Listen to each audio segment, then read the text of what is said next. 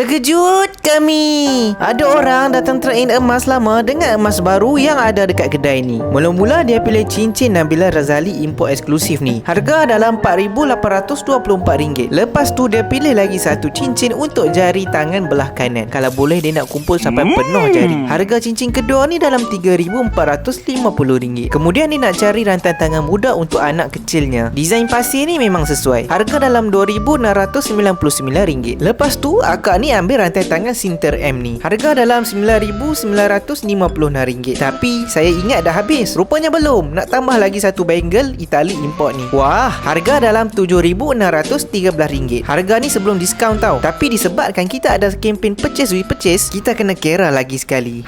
Ini dia harga selepas tolak kempen PWP dan diskaun harga upah. Kempen PWP ni lah masanya untuk beli banyak-banyak barang ataupun boleh ajak kawan-kawan untuk dapatkan banyak pembelian. Makin banyak beli, makin besar potongan diskaunnya. Kempen ni sampai 31 Disember 2025 je tau. Jemput datang.